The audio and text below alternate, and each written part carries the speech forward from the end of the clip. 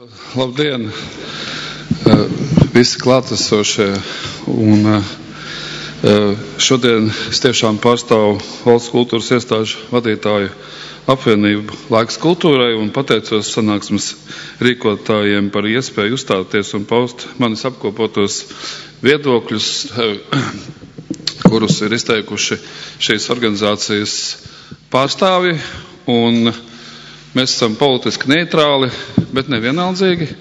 Domāju, ka vēlēšanās piedalīsies visi, bet katrs balsos atbilstoši savai izvēlei. Sākšu ar nelielu atkāpi. Nesen es biju aizbraucis uz Roņa salu. Aizvien izskan nožēla, ka šis nepilns 12 kvadrātkilometrus mazais zemes pleķītis 37 km attālumā no Kolkas raga Rīgas jūras līča vidū nav Latvija. Tā ir burvīga sala ar 56 pastāvīgiem iedzīvotājiem. Viņu vidū 14 ir skolnieki, tur ir sava pašvaldība, osta, lidosta, bāka, pasts, spēkstacija, meteoroloģiskā stacija, ambulance, skola, biblioteka ar internetu pieslēgumu, muzejs un 2 baznīcas ar 1 vikāru, kā arī robežsargs, policists un ugunsdzēsējs. Brīnišķīgs mežs un pludmales. Taču mūsu iespējas stipri sabojāja ekskursantu grupu no Latvijas. Kā 20 jaunieši, visi vairāk vai mazāk sadzērušies, staigā apkārt skaļi bļaustīdējās, mētāja tukšas pudeles un cigarešu paciņas. Tas ir tik nenormāli kontrastēja ar Roņa salas dabu un cilvēkiem. Man bija kauns, vairs nedomāju, ka tas būtu labi, ja tā būtu Latvijas teritorija. Un kāpēc es to stāstu? Es negribu visi 20 jauniešus mest par vienu kārti. Neesmu ne puritāns, ne nesamierināms visu popkultūras izpausmu nīdējis. Tomēr radās pārdomas, kam ir vajadzīga kultūra, ja priekš kam ir vajadzīga kultūra, vai varbūt priekš kā ir vajadzīga kultūra.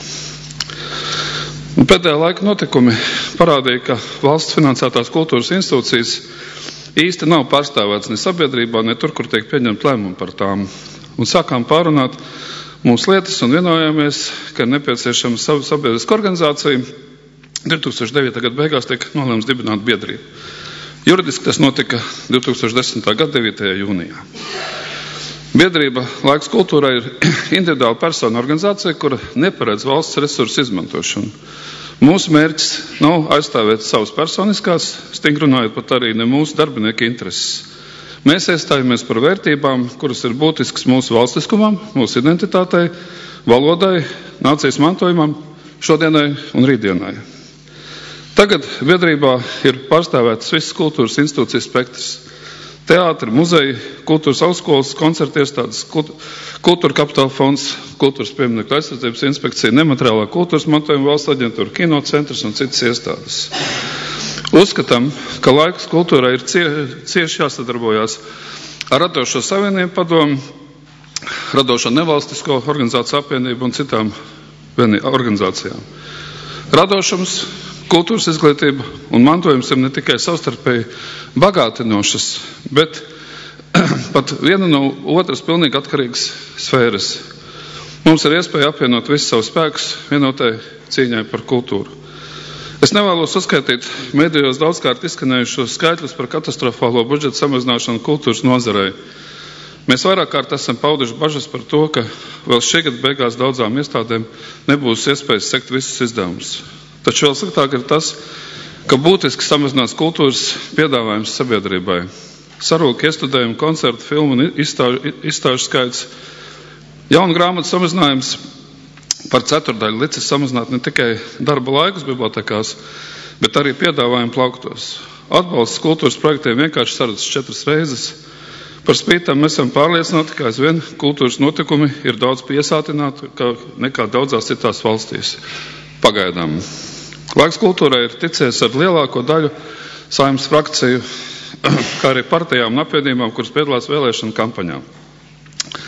Tikāmies ar sociālajiem partneriem, Tirdzniecības kameru, Darbdevēju konfederācijas, pašvaldības savienības vadītājiem, visbeidzot ar Starptautisko valūtas fondu.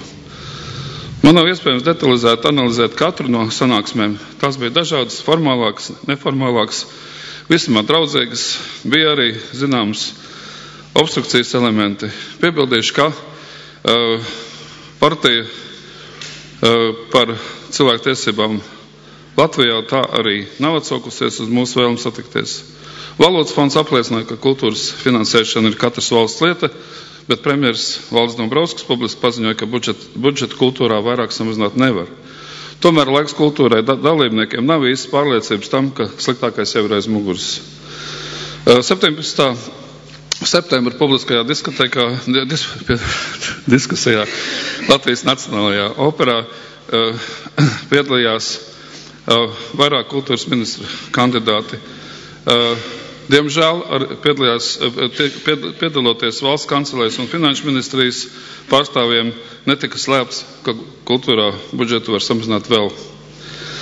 Bija vairāk spēcīgs repliks no zāles. Piemēram, Zana Kreisberga vaicāja, kas notiks ar mums visiem pēc 5 vai 10 gadiem. Jā, pašreizējā tempā 2-3 gadu laikā var tikt sagrauts tas, ko nevarēs atjaunot 20 gados. Un kurš par to visu atbildēs? Kuri konkrēti ir bijuši autori tiem skaitļiem, kādi ir nonākuši apretē, kuri ir lēmuši par tām vai citām funkcijām? Vārdu un uzvārdu nav un droši vien arī nebūs. Problēma jau nav tikai konvencija, likuma vai vadlīnija ignorēšana. Tie, kur atsaucās uz valodas fondu sociālajiem partneriem, dīvainiem pētījumiem vai komentāriem portālos, tad arī pasaka, ka grāmatas ir luksuspreces, ka muzejus un teātrus pilnībā var privatizēt, ka arhīvu dokumentus var apstrādāt ārpakalpojumā, ka kultūras un mākslas augstskolas var apvienot vienā, īsāk sakot, kultūra kāds gadus var pagaidīt. Rodas sajūta, ka valstī par kultūru nav jāuzņemas nekāda atbildība. Laiks kultūrai uzskata, ka ar šādu pieeju nevar samierināties ne īstermiņa, ne ilgtermiņa vajadzību dēļ. No mūsu biedru vidus ir izskanējusi apņēmība aktīvi pretoties, ja vajadzēs doties ielās. Mums ir savs viedoklis par sekojošiem jautājumiem. Pirmais. Par kultūras ministrijas saglabāšanu iestājas praktiski visi. Tas ir būtiski, jo tā tiks nodrošināta iespēja piedalīties lēmumu pieņemšanā valdības līmenī. Eiropas Savienībā tikai Austrijā, Somijā un Nīderlandē, kā arī 3 vismazākajās valstīs, nav pastāvīgas kultūras ministrijas. Lielākā daļa no laiks kultūrai dalībnieku ir skeptiski par iespējamo aliansi ar izglītības zinātnes ministriju, kaut arī nav noliedzams, ka izglītība pēc būtības kultūrai ir ļoti tuva un svarīga joma. Tajā pašā laikā laiks kultūrai nebūtu neidealizē kultūras ministrijas darbu. Mēs sagaidām, ka arī turpināsies izmaiņas, ka ministrija vēl vairāk izpratīs, ka kultūras darbinieki vēlas sajust to, ka viņa problēmas nav tikai to direktoru un vadītāju sāpe. Laiks kultūrai dalībnieki vairāk kārt ir uzsvēruši, ka gadījumā, ja tomēr tiks finansējums samazināts, tad neturpināt astes griešanu pa gabaliņam, bet skaidru un gaiši pateikt, kura iestāde tad tiek slēgta vai likvidēta, kura turpina darbu vismaz līdzinājā līmenī. Vajadzētu izpētīt un izprast tādu Latvijai līdzīgu nelielu jauno Eiropas Savienības valstu, kā Igaunija, Lietuva, Slovākija, Slovenija, kultūras infrastruktūras funkciju, organizāciju un citu pieredzes. Būtu jānonāk pie skaidriem un saprotamiem principiem par to, kā sadalās valsts, pašvaldību, nevalstiskā un privātā sektora līdzatbildību kultūras procesu nodrošināšanā. Ir jādara viss, lai nodrošinātu iespējas strādāt Latvijā īstiem talantiem un profesionāļiem, lai neapstiktu to mācību iespējas un lai saglabātos neaizstājamais mantojums, lai augtu kultūras publika, jeb tās auditorija. Otrs. Laiks kultūrai noteikti iestājas par valsts kultūra kapitāla fondu finansējumu atjaunošanu iepriekšējā līmenī. Mēs esam pārliecināti, ka finansējums nonāk nepastarpināt radošo procesu kultūra izglītības mantojuma saglabāšanas un tā daudzināšanas mērķiem. Katrs ieguldītais lats parasti ļauj piesaistīt līdzekļus no citiem avotiem. Principā, laiks kultūra atbalsta sākotnējo valsts kultūra kapitāla fonda finansēšanas kārtību. Trešais. Lielas problēmas rada nekustamo īpašumu uzturēšanu un citu pakalpojumu. Bez algu fonda faktiski vispārēji līdzekļi aiziet īrēs, nekustamo īpašumu aģentūrai un citām iestādēm, siltumam, elektrībai un tam līdzīgi. Bija nolēms nenāt par skaitļiem, tomēr vienu ekskurs veikšu. Tas būs ieskats cenās salīdzinājumā ar 1998. gadu. Siltums 1 kWh bija 18 lati, tagad 29. Elektrības 100 kW bija 3 lati 10, tagad 6,69. Vēstuļu sūtīšana 8 centīmi, tagad 35. 95. markas degviela 25 centiem bija, tagad 75,6. Tajā pašā laikā ir nacionāls nozīmes institūcijas, kuru finansējums kategorijā preces un pakalpojumi ir mazāks nekā šajā 1996. gadā. 4.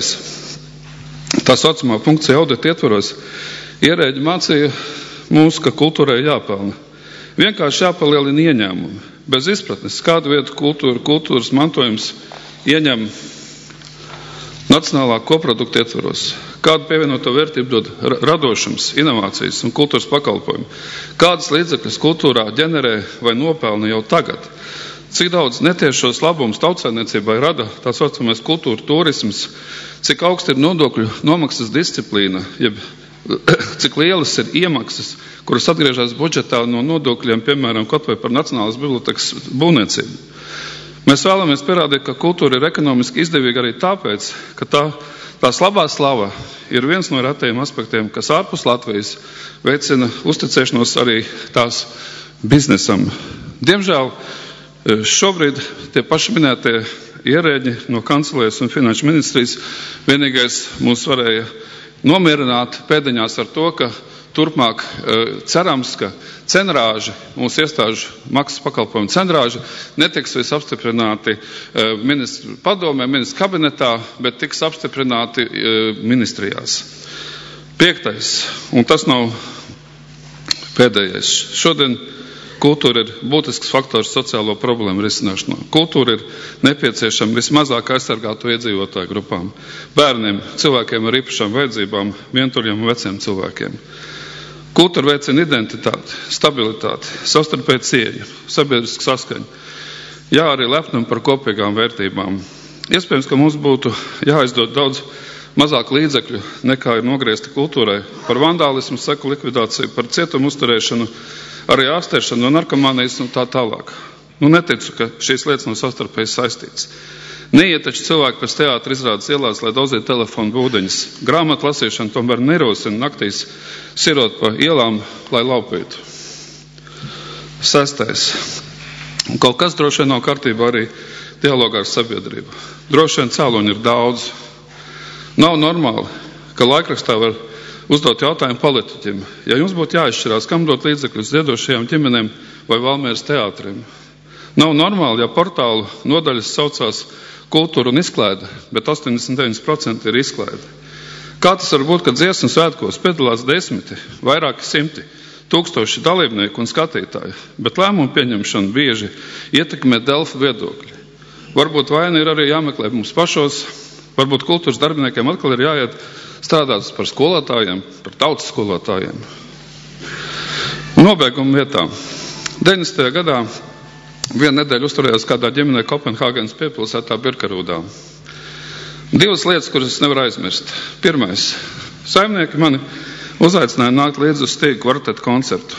Tas notika vietējās skolas sporta zālē.